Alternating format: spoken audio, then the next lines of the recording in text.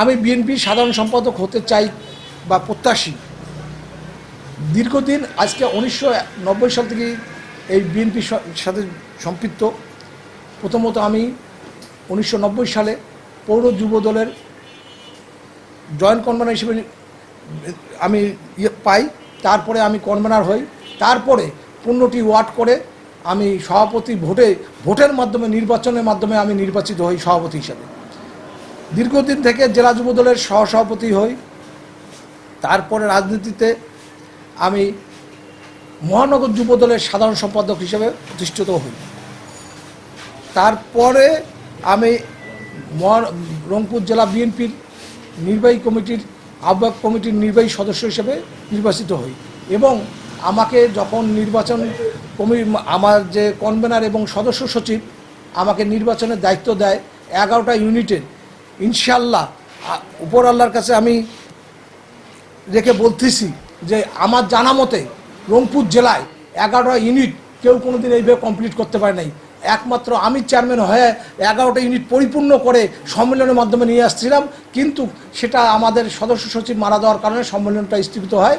এখন যেহেতু সদস্য সচিব মৃত্যুবরণ করেন, আমি এই কারণে যেহেতু সদস্য সচিব লাকু ভাই আমার অবশ্যই শ্রদ্ধেয় বড় ভাই ছিলেন, তার জায়গাটাতে আমি কখনোই যেতে চাইনি, কিন্তু উনি না থাকার কারণে আজকে আমি আশা করতেছি যে যেহেতু লাকু ভাই নাই সেহেতু আমি সাধারণ সম্পাদক হিসাবে নিজেকে উপস্থাপনা করতেছি।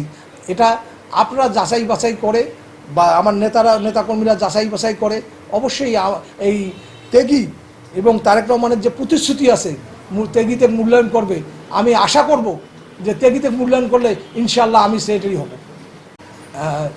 আসলে জুলাই যোদ্ধা রাজবন্দী হিসাবে আমি তো সুবিধার জন্য রাজনীতি করি নেই আর কোনো স্বার্থের জন্য যুদ্ধ করি নেই।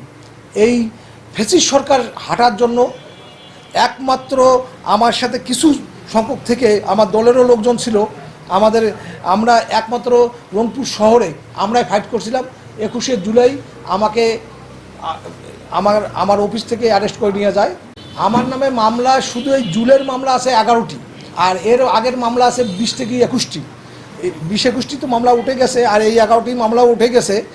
আর জেল আমি 7 থেকে 8 বার খাটছি 90 সাল থেকে 24 সাল পর্যন্ত। ত্যাগীদের মূল্যায়ন হয় না, অনেকগুলো ক্ষেত্রে মূল্যায়ন হয় না, তার যোগ্যতারও ব্যাপার থাকে, অনেকগুলো ব্যাপার থাকে, সেই ব্যাপারে হয়তো মূল্যায়ন হয় না। আমি এটা একবার ডিনাই করতে পারি না, মূল্যায়ন অবশ্যই হয়, মূল্যায়ন হয়। এবং তারেক রহমানের যে প্রতিশ্রুতি আছে ইনশাল্লাহ ত্যাগীদের মূল্যায়ন করবে।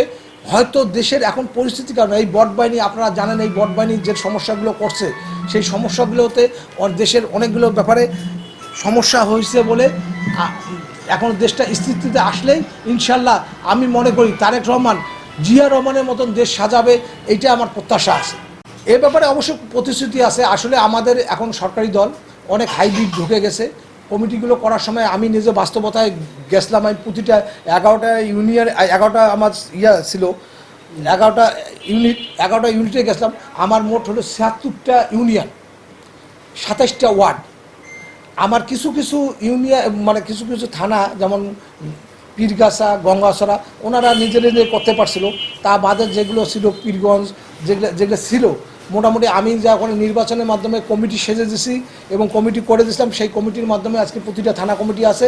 ইনশাল্লাহ আমি আমাকে যদি সেক্রেটারি করানো হয় তাহলে আমি সরজমিনে যাই তারেক রহমানের যে গাছের পরিকল্পনা আছে এটা বাস্তবায়ন করব এবং সরজমিনে যে বসে তাদের সাথে আলোচনা করে দলকে সুসংগঠিত করার জন্য যে কাজগুলো করার দরকার আমি দিনরাত পরিশ্রম করে হলে আমি কাজগুলো করে দেব।